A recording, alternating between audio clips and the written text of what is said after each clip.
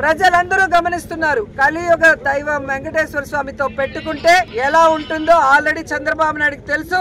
పవన్ కళ్యాణ్ కూడా ఈ మధ్యలో కొంచెం రుచి చూశాడు. కలియుగ దైవం వెంకటేశ్వరంతో పెట్టుకుంటే ఏమవుతుందో చంద్రబాబు నాయుడు గారికి తెలుసు.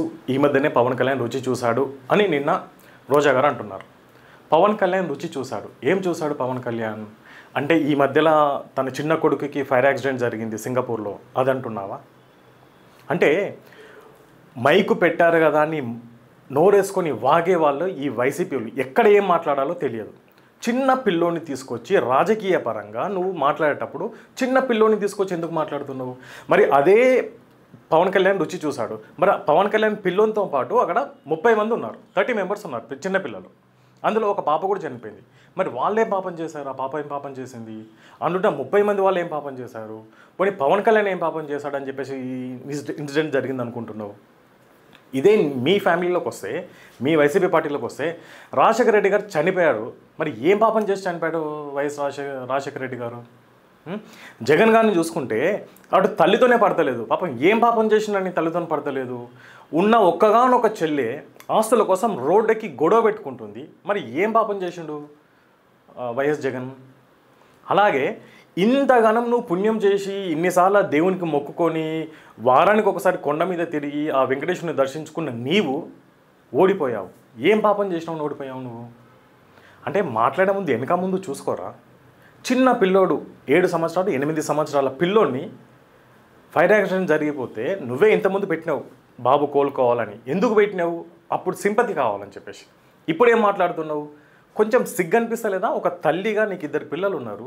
ఒక చిన్న పిల్లోడు ఫైర్ యాక్సిడెంట్లో అయ్యి తను ఇప్పుడు చావుబ్రతుకుల మధ్యలో మంచిగా ఉన్న తర్వాత దాన్ని నువ్వు ఏదో తీసుకొని చెప్తున్నావు. పొలిటికల్గా విమర్శించండి. మీకు రాదా? పొలిటికల్గా విమర్శించండి. పవన్ కళ్యాణ్ ఇది తప్పు, నువ్వు చేస్తే నీకు ఇదవుతుంది అదవుతుంది ఏదన్నాను. వాళ్ళ అబ్బాయిని ఎందుకు తీసుకొస్తున్నారు? జగన్ గారు ఏం చేసిందని చెప్పేసి పార్టీ మొత్తం ఓడిపోయింది. 151 సీట్ల దగ్గర నుంచి 11 సీట్లకు పడిపోయింది. 11 అనేది ఒక ఇమేజ్, అదొక బ్రాండ్ లాగా అయిపోయింది 11 అనేది. ఎవరికి ఏమన్నా 11 అంటే తిరిగి అక్కడికి వస్తున్నారు వైసీపీ 11 అని చెప్పేసి. అలా అయిపోయింది బ్రాండ్.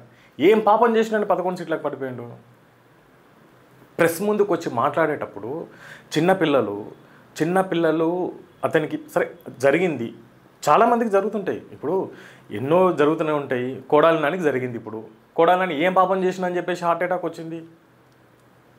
వల్లభిని మనిషి ఏం పాపం చేసినా జైలుకి వెళ్ళిపోయిండు.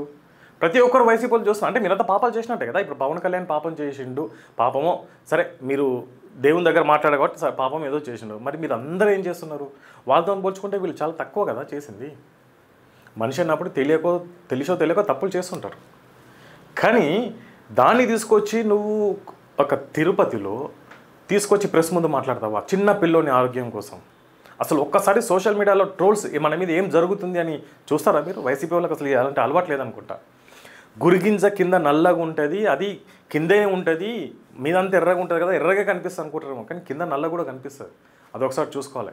ఇంకోసారి చిన్న పిల్లల్ని రాజకీయాలకు తీసుకొచ్చి మాట్లాడు ఇలాంటివి చేస్తే సిగ్గుపోతుంది. బయట చాలామంది 10 మంది 10 రకాలుగా అనుకుంటున్నారు. ఒకసారి సోషల్ మీడియా ఓపెన్ చేసి చూడండి.